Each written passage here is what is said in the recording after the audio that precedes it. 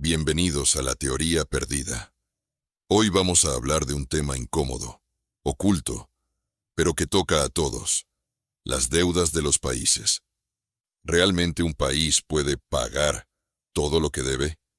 ¿O vivimos en un sistema diseñado para que siempre exista deuda, siempre exista dependencia y siempre haya un acreedor al que rendir cuentas? Prepárense, porque vamos a entrar en un viaje, cuestionando lo que nos han enseñado sobre economía, soberanía y libertad. La primera gran mentira: que la deuda de un país es como la deuda de una familia. No, no es igual. Una familia se endeuda con un banco y tiene que pagar con su sueldo. Un país se endeuda con otros países, con organismos internacionales, con bancos extranjeros, pero también con su propia gente. Deuda externa, lo que se debe a no residentes, casi siempre en dólares o euros. Se paga en moneda extranjera, dólares, euros. Los acreedores son bancos internacionales, países poderosos, organismos como el FMI o el Banco Mundial.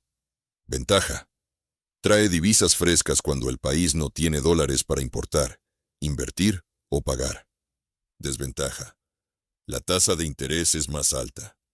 La deuda depende del tipo de cambio, y cada vez que el dólar sube, el país entero se hunde un poco más. Deuda interna, lo que se debe a ciudadanos, bancos y fondos locales. Se paga en moneda local. Los acreedores suelen ser bancos nacionales, fondos de pensiones, aseguradoras o ciudadanos que compran bonos del Estado. Ventaja: el país controla su moneda. Si necesita pagar, puede emitir.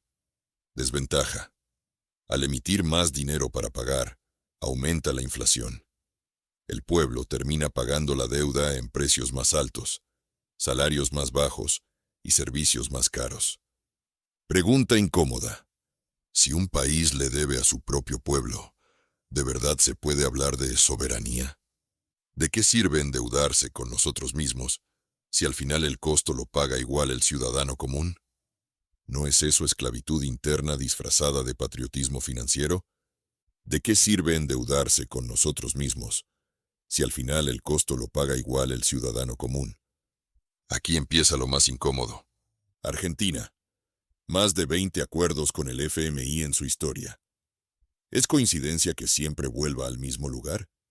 Pakistán: cada año depende de préstamos para cubrir su presupuesto. ¿Es un país soberano o una colonia financiera del FMI? Egipto: cada préstamo exige recortes. Cada recorte golpea a la gente. ¿Qué precio tiene el hambre frente a la estabilidad macroeconómica? Sri Lanka: colapsó y hoy negocia con sus acreedores. Pero, ¿quién responde por los millones que quedaron en la calle cuando no había gasolina ni comida?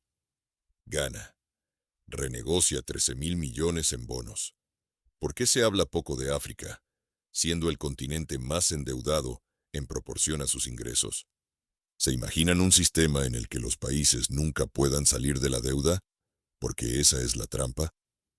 Muchos creen que solo los países pobres tienen problemas. Pero no. Estados Unidos: deuda de más de 34 billones de dólares. Cada segundo crece en millones. ¿De verdad planean pagarla? ¿O su poder militar y el dólar global les permite vivir en la deuda eterna? Japón: 235% de su PIB en deuda, pero casi toda interna. ¿Es sostenible? ¿O es solo un castillo de naipes sostenido por confianza? Italia: más de 3 billones de euros. Cada crisis política amenaza con encender la chispa de un default europeo. Si los más poderosos no pagan, ¿por qué los países pobres sí deben pagar hasta el último centavo? Aquí entramos en terreno oscuro. Los sobrecargos del FMI.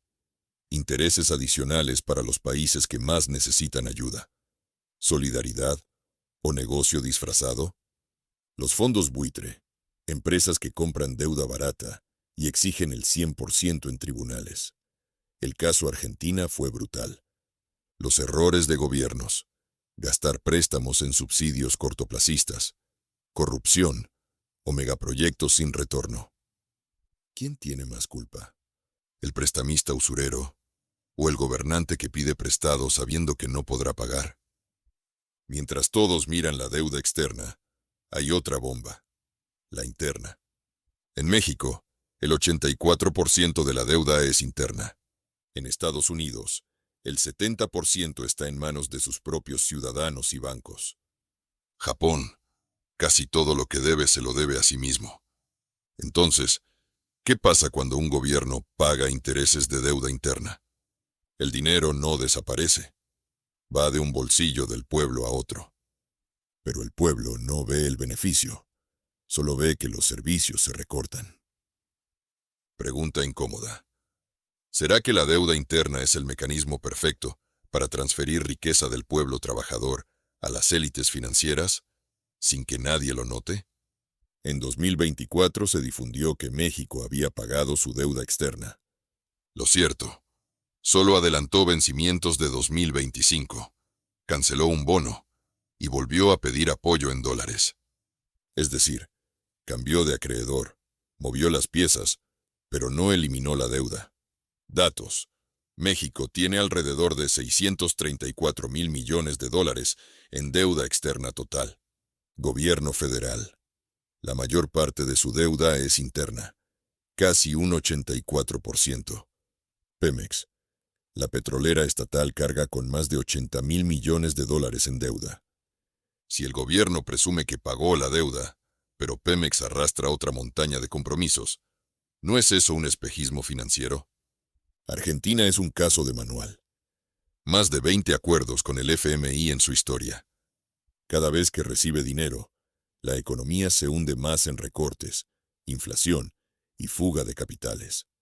En 2025, volvió a negociar un préstamo de 20,000 millones de dólares. El ciclo parece eterno. Prestar, gastar, ajustar, volver a prestar. ¿Será que Argentina no puede salir del pozo? ¿O que el sistema está diseñado para que nunca lo haga? Ahora hablemos de Perú, un país que, en teoría, es disciplinado. Su deuda pública bordea el 33% del PIB, mucho menor que Argentina o México.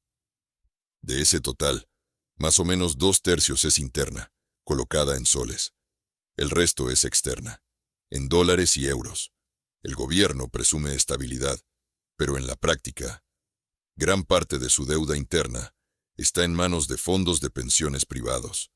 ¿De verdad es sano depender de la deuda interna si esa deuda se paga con los ahorros de millones de trabajadores? ¿No es eso otra forma de esclavitud financiera? Muchos creen que los problemas de deuda son exclusivos de países pobres. Falso. Estados Unidos. Más de 34 billones de dólares de deuda. Un 30% en manos extranjeras, el resto en su propio sistema financiero. Japón. Más del 230% de su PIB, pero casi toda interna. Italia. 3 billones de euros, con vencimientos que tiemblan cada vez que hay crisis política.